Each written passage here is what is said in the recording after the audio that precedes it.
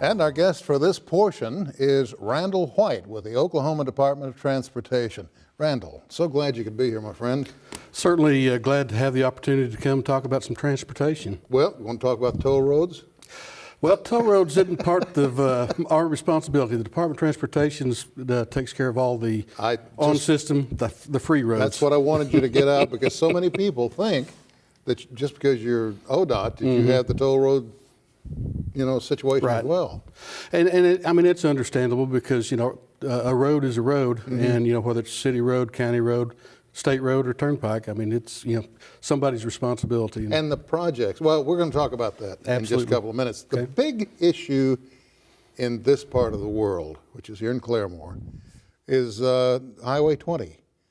And I know, boy, listen, emotions are running high about, are we going to do anything? And if we are, what's it going to do? Where do we stand on that? Well, we've been working on that for a number of years. We had a corridor study that began back before 2000, went from just, that's it right there on the screen, went from just east of US 75, came into Claremore. We've made some improvements on several of those sections, but in 2000, the Federal Highway Administration approved preferred alignment. We'd completed the studies that were needed, and then we've been working on different phases of that these past 17 years or so. Why has it taken so long? Well, partly it's a function of money. I mean, we're talking about a 24-mile corridor, and you can't really build 24 miles in a couple of years. You have to plan, you have to go in, you have to look at the environmental issues, whether that's plants, animals, birds, bats, people, wetlands, different things like that. You have to do studies, and once you get those studies completed, you go and talk to the public and provide them an opportunity to have some public input, see if there's anything you missed during the study, and then you are able to proceed and get into your final design, and you work through that. Then you submit it to bid, and if it's approved, it goes to construction. So. I know it's kind of interesting when you fellas held a get-together up here not too long ago, and somebody brought up the issue with, well, when are you guys going to do something about the railroad tracks in Claremore? You guys don't have anything to do with that. The railroad, we don't have anything to do with it, but the Highway 20 project, we've been working, trying to get a grade separation or separate the highway from the railroad tracks to give an opportunity for traffic to flow freely without being blocked by a stopped train. So that's an important part of the Highway 20 project. What seems to be the big misunderstanding on the part of the public about this project? Is it because it has taken so long to get to where we are now? Well, I think it has taken a long time, and I think probably some of the people that were here during the initial study may or may not still be here. We have some new people that move in, and they may not have been part of that study. And so, I mean, trying to keep everybody up to date and informed on this. I mean, we've been talking about it for 17 years, so it's been quite a struggle. And the way the area has grown, now there are housing developments in some areas where folks are saying, wait a minute, we don't want this running through our backyard. So you've got that to contend with. Well, there's always development going on around highways, around cities, the growth and everything, which is a good thing. But we can't build a highway fast enough ahead of the demand and the need for the development that comes in. So we're a lot of times playing catch up, trying to make sure that as the development grows and traffic becomes, an issue, congestion and that type of thing, we look at coming in and trying to expand that and adjust for the congestion.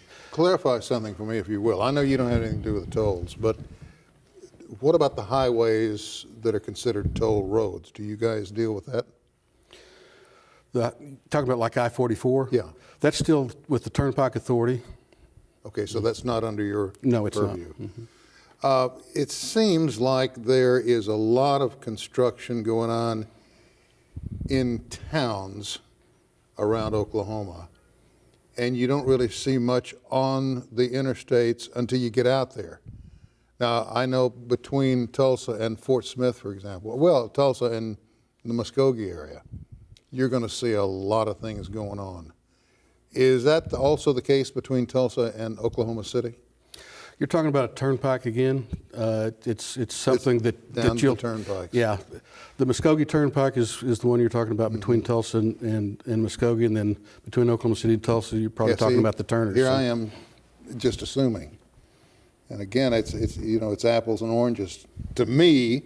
And if it's that way to me, I know the public's going to go, "Whoa! I thought that was ODOT." Yeah, I mean, we do work with try to coordinate our projects with the turnpike because we do have highways that go over the turnpike, or they have highways that the turnpike goes over us. And so, the bridge projects and some of that we partner with from a funding standpoint and that type of thing. How many highways are we talking about in Oklahoma that you guys deal with? I don't know the exact number of highways. We've got, if you're talking about lane miles, we have about 30,000 lane miles. If you're just talking about centerline miles, that's basically just down the yellow stripe. They're about 12,200 miles. Good Lord. Wow. We also have another graphic I want you to take a look at that has to do with projects on the drawing board. And I just saw this turn and said, okay, that's beyond my pay grade. What are we looking at here? This is Division 8. The department has 8 field divisions around the state, and that's kind of the way we're divided up into our areas of responsibility. I'm the division engineer for Division 8. We've got the northeastern 11 counties. And what you're seeing there is our 8-year construction work program. That's from 2017 to 2024. That's just page 1. That's just the projects that are outside the Tulsa metro area. We have another sheet that was page 2, and it deals with a lot of the projects that are inside the metro area. Is it as busy as this?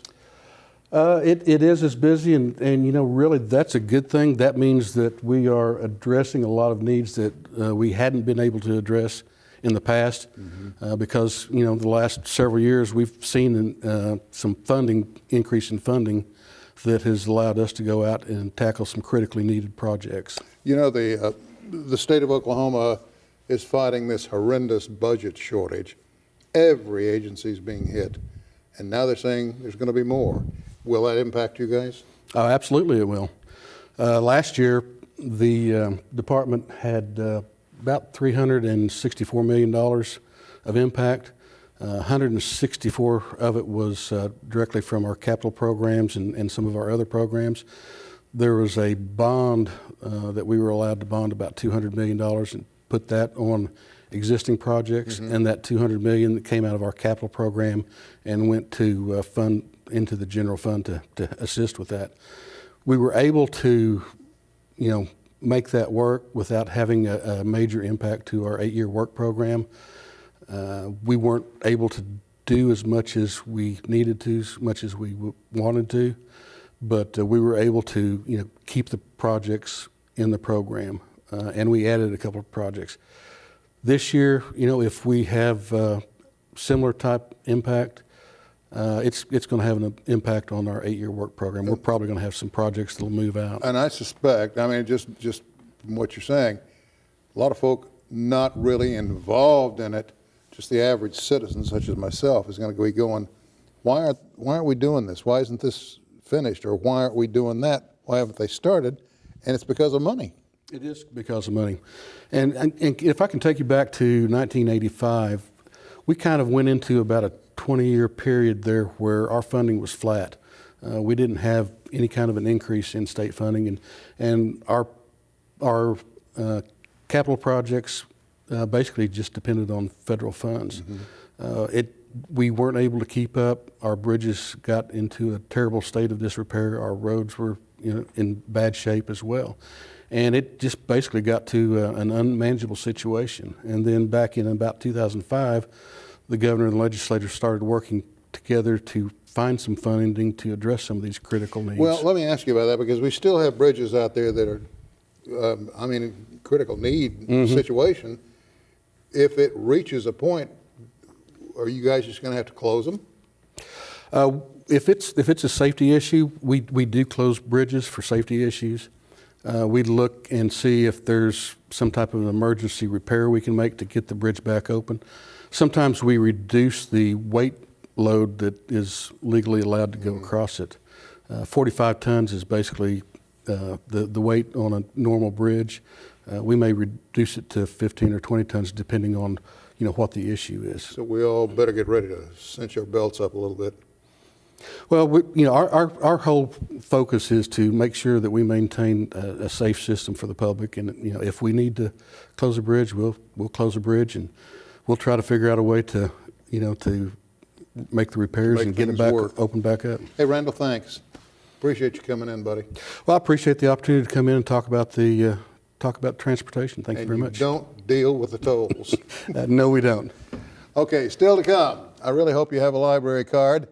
More than that, I hope you use it. And even more than that, you got to see the changes at the Tulsa Central Library when we come back.